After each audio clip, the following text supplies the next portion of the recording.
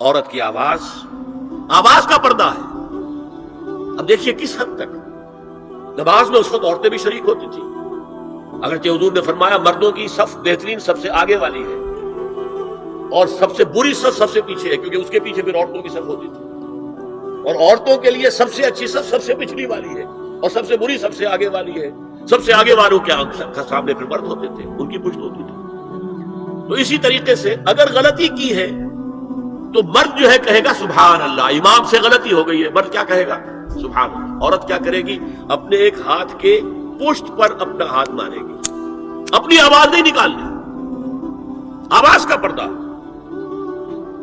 چھونے کا پردہ یہاں تک ہے کہ حضور نے کبھی کسی عورت سے ہاتھ نہیں ملایا، اور آپ جب بیعت بھی لیتے تھے تو بس زبانی الفاظ کہلوائے اور کہا ٹھیک ہے بیعت ہو گئی، یا ایک کپڑا پکڑا، اس کا ایک سرا اپنے ہاتھ میں دوسرا سرا اس خاتون کے ہاتھ میں، یا ایک تشت کے اندر پانی بھرا، اس میں ایک طرف اس نے انگلیاں ڈال لی اور ایک طرف حضور کی انگلیاں۔ لیکن مسافت لا اسافر النساء، ایک دفعہ ہوا بھی کہ بعض خواتین نے جب بیعت کی ہے تو پھر انہوں نے ہاتھ آگے بڑھایا مسافر کے لیے، حضور نے فرمایا انی لا اسافر النساء، میں عورتوں سے مسافرہ نہیں کرتا۔ اسلام میں پردے کتنے ہوئے؟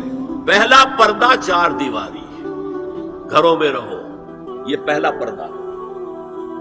جیسے ڈیفنس لائنز ہوتی ہیں نا فوج کی، یہ فرسٹ ڈیفنس لائن، سیکنڈ ہے، تھرڈ، پہلی کو عبور کر کے کوئی آ جائے تو سیکنڈ ہے، سیکنڈ سے گزرے تو پہلا پردہ 4 دیواری،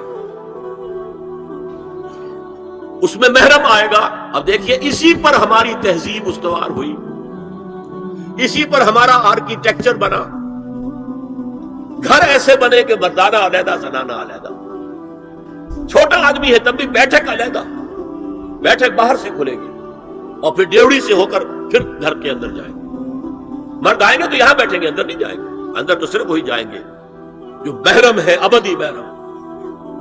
دوسرا پردہ ستر، گھر کے اندر جو محرم آ گئے ہیں ان کے سامنے چہرہ تو کھلے گا، باقی جسم کا کوئی حصہ بھائی بہن کا نہیں دیکھ سکتا، اور باپ بیٹی کا نہیں دیکھ سکتا، بیٹا ماں کا نہیں دیکھ سکتا۔ یہ ستر، عورت پوری کی پوری عورت ہے۔ عورت کہتی ہے چھپانے کی چیز کو، عورات النساء، عورتوں کی چھپی ہوئی چیزیں جن پر ظاہر نہیں ہوئی، لم یظہروا علی عورات النساء، ابھی تک ہم نے لفظ پڑھایا بھی۔ تیسرا پردہ ہے چہرے کا پردہ، یہ ہے غیر محرموں سے، اور جب کہ گھر سے باہر نکلنا ہو اس کے لیے سورہ احزاب میں نے کہا تھا گھر سے باہر کا پردہ، چہرے کا پردہ وہ غیر محرموں سے ہے، اور گھر سے باہر نکلے گی تو غیر محرم سامنے آئیں گے۔ یا ایھا النبی قل لازواجک وبناتک ونساء المؤمنین یدنین علیہن من جلابیبہن ذلک ادنی ان یعرفن فلا یؤذین وکان اللہ غفورا رحیما۔ اے نبی صلی اللہ علیہ وسلم کہہ دیجئے اپنی بیٹیوں سے اور اپنی بیویوں سے اور مسلمانوں کی خواتین سے۔ اب دیکھیے یہ سورہ احزاب ہی میں ہو رہا ہے، شروع میں یا نساء النبی سے بات چلی، استیذان بھی صرف نبی کے گھر میں داخل نہ ہو اذن کے بغیر، آگے چل کر سورہ احزاب ہی میں عام بھی کر دیا، قل لازواجک وبناتک ونساء المؤمنین، کہہ دیجئے اپنی بیویوں سے، اپنی بیٹیوں سے اور اہل ایمان کی خواتین سے، یدنین علیہن من جلابیبہن، کہ وہ اپنے چہروں کے اوپر اپنی جلباب کو لٹکا لیا کریں، چہرہ چھپ جائے۔ اب اس کی تفسیر میں چاہتا ہوں کہ آپ کو جو مختلف مفسرین نے کی ہے وہ آپ کے سامنے میں رکھوں۔ حضرت عبداللہ ابن عباس نے اس آیت کی جو وضاحت فرمائی ہے اسے حافظ ابن کثیر نے اپنی تفسیر میں اس طرح نقل کیا ہے، اللہ نے مسلمان عورتوں کو حکم دیا ہے کہ جب وہ کسی کام کے لیے گھروں سے نکلے تو اپنی چادروں کے پلو اوپر سے ڈال کر اپنا منہ چھپا لے اور صرف ایک آنکھ کھلی رکھے، دونوں آنکھیں بھی غلط ہیں۔ ہمارے ہاں برقع کیوں بنا تھا؟ دیکھیے چادر میں عورت لپٹی ہوگی، اس کا ہاتھ جو ہے اس چادر کو سنبھالنے میں آکوپائی ہو جائے گا۔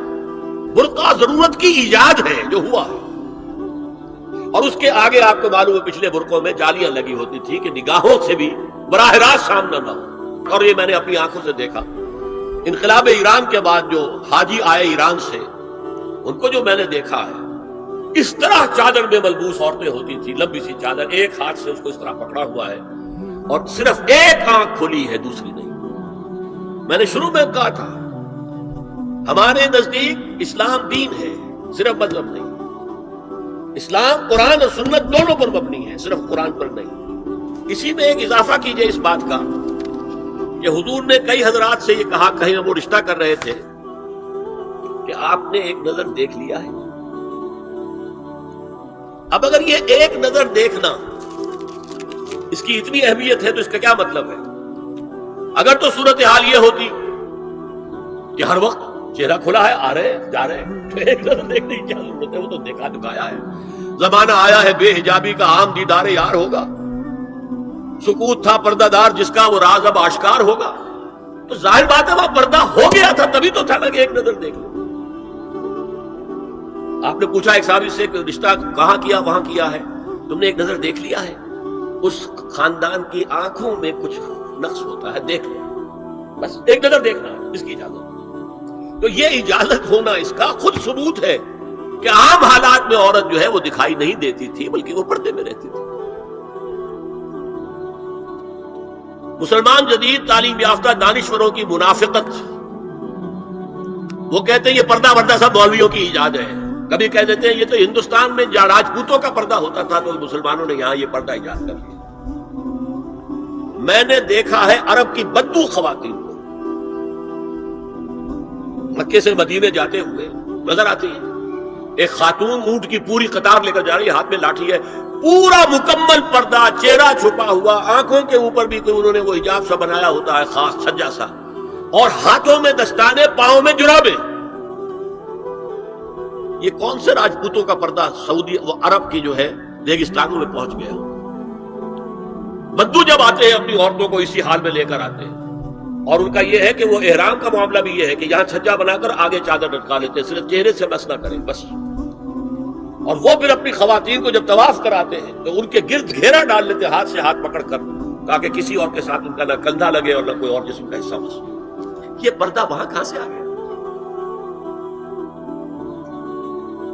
سر سید کا واقعہ تو میں آپ کو بتا چکا ہوں.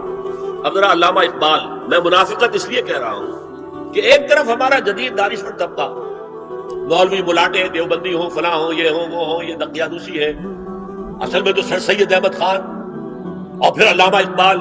علامہ اقبال کا حال کیا ہے وہ سن لیجئے آپ. انگریز سرکار لارڈ ولنگٹن کے زمانے میں علامہ اقبال کو اپنا گورنر بنا کر جنوبی افریقہ بھیجنا چاہتے تھے. من جملہ دیگر شرائط کے ایک شرط یہ بھی تھی کہ تمام سرکاری تقریبات میں بیگم اقبال ان کے ہمراہ ہوں گی. علامہ اقبال نے یہ کہہ کر اس پیشکش کو ٹھکرا دیا, بے شک میں گناہگار مسلمان ہوں اور اعمال کے اعتبار سے مجھ سے بہت سی کوتاہیاں سرزد ہوتی ہیں, تاہم میں اتنا بے غیرت نہیں ہوں کہ محض ایک سرکاری عہدے کی خاطر اپنی بیوی کو بے پردہ کر دوں.